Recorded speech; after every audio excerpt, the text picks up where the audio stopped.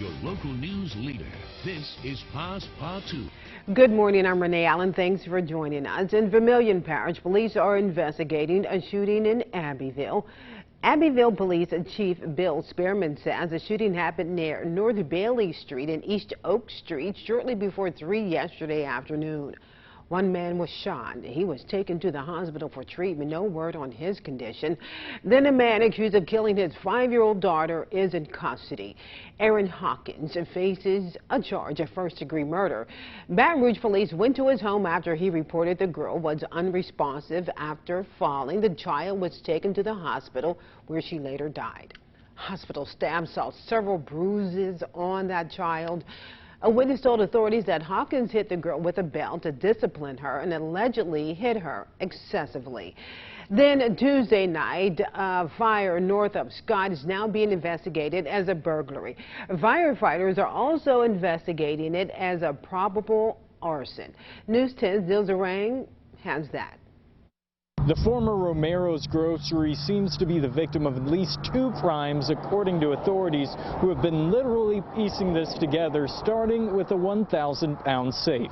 A Lafayette Parish Sheriff's deputy in the 1300 block of Highway 93 noticed a safe in the roadway. This large safe halted a deputy in his tracks around 10 o'clock Tuesday night. Recognizing it as belonging to the former Romero's Grocery, he was hit with a second surprise. While on scene with the safe, the deputy then noticed the establishment was on fire as well. Scott firefighters, along with the aid of Doosan, Carencro, Muir, and Yankton fire departments responded. Chief Chad Saunier tells News 10 the fire appeared to be intentionally set. They did have heavy fire damage in that one room where the fire initiated.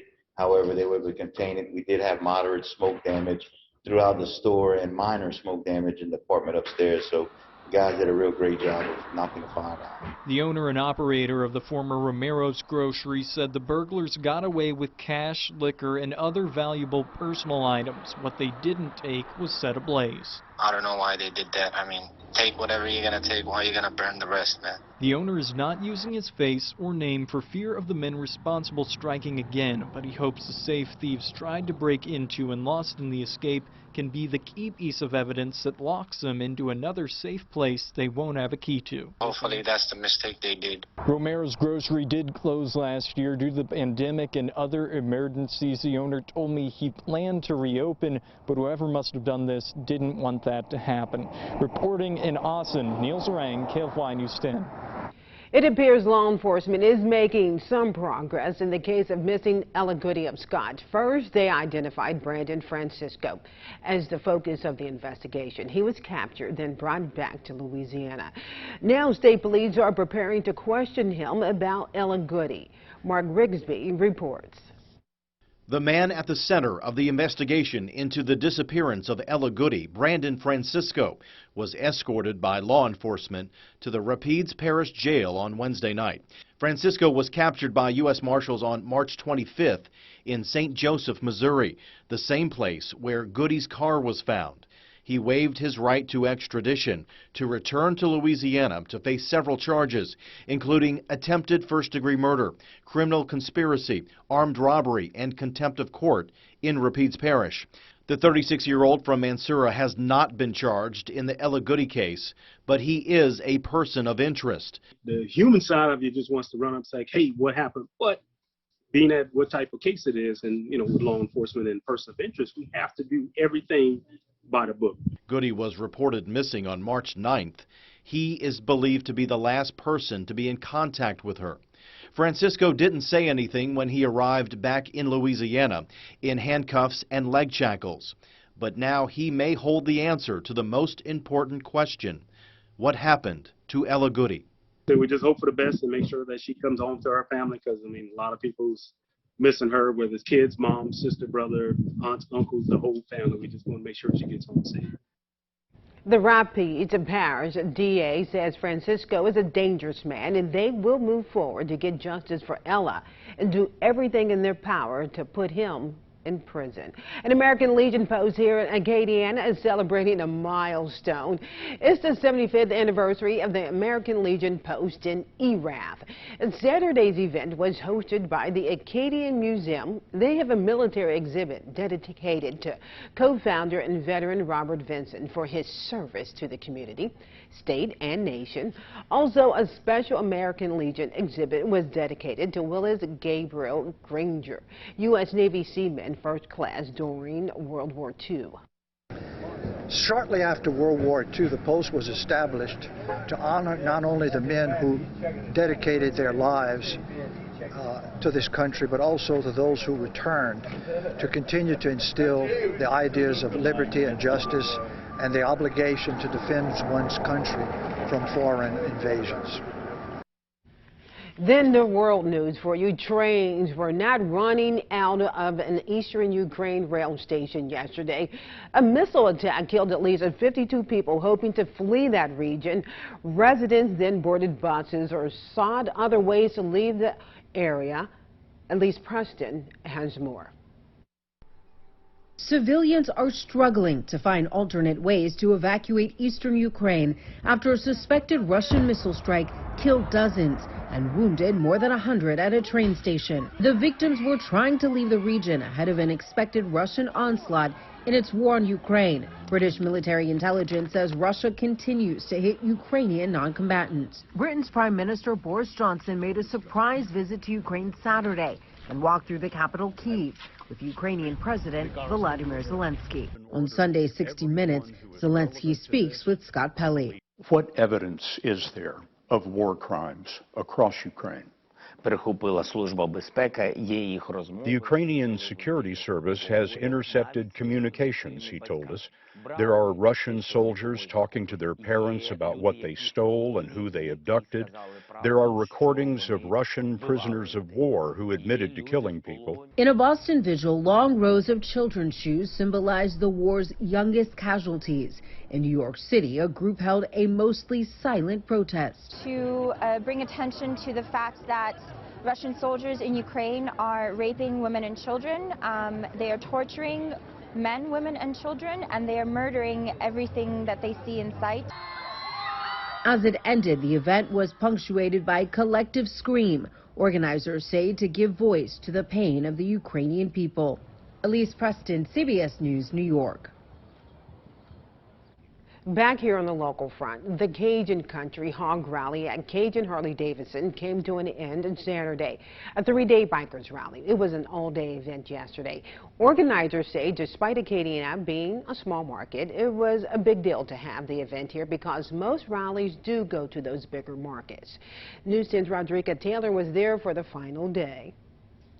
This is one of only 6 hog rallies in the entire nation, and we are the first one of the 2022 season. It's great. I'm glad things are starting to get back together. The Cajun Country Hog Rally brought bike riders from all over the country for the 3-day event. If you're not familiar with the motorcycle community as a group, as a demographic, they're really a great diverse group of people. You won't get a better example or illustration of true diversity than you will with the motorcycle community. The COVID-19 pandemic put the Cajun Country Hog Rally on hold in the past. It's wonderful to just be out and be without a mask, and everybody's together and enjoying each other, so I think it's wonderful. Riders represented 97 chapters at Cajun Harley-Davidson. It's been fantastic. We enjoyed the ride up. We do this to build camaraderie and to be with our WIN family. A favorite part for mostly everyone was seeing the various motorcycles. They're really beautiful. You've got some older bikes, newer bikes, trikes. It's a great variety of different motorcycles that Harley-Davidson motorcycle enthusiasts like. Shannon Wilkerson, the marketing director of Cajun Harley-Davidson, says they even did the parade of flags, which is a big event in the hog community where all the riders from all these different chapters come rolling into Cajun Harley-Davidson, all with the flag of their chapter on the back of their bikes. There was food. The food is fantastic. I got to hold myself back from eating. But yes, it's a very great event. They did a great job. Entertainment. It's been absolutely fantastic from start to finish. And vendors from all over the nation. We bring something to the community, and it's an awesome group of people to be a part of.